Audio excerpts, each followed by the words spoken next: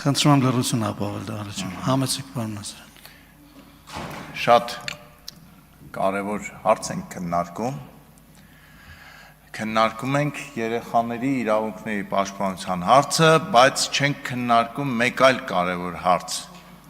Իսկ քանի երեխա կա Հայաստանում կամ քանի երեխա է լինելու Հայաստանում 10 կամ 20 տարի հետո։ Ես մեր կառավարությանը, ձեր նախարարությանը կոչ եմ անում, մինչ երեխաների իրավունքների պաշտպանության հարցը լուծելը, հատուկ քաղաքականություն իրականացնենք, որ մարդիկ հասկանան, որ կյանքի հիմնական առաքելություններից մեկը ամուսնանալն է և շատ երեխա ունենալը։ Այլ կերպ ասած, եթե ուզում ենք, որ Հայաստանը որպես պետություն մնա 20, 30 և հետագա տարիներին,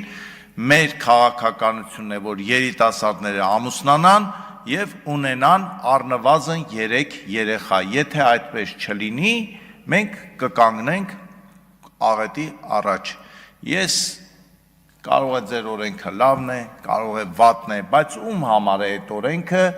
մանավանդ որ 2 տարի հետո է գործում, եթե ամբողջ քարոզչությունը, որը ուղղված է նաև երեխաներին, ասում են աղջիկներ, ձեր նպատակը ոչ թե պետք է լինի երեխա ունենալը, երեխաներ ունենալը, այլ կարիերան, սուտ է երեխաներ, չլսեք, դա ամենամեծ սուտն է, որ ձեզ ասում են, ձեր ամենամեծ առաքելությունը և աստվածային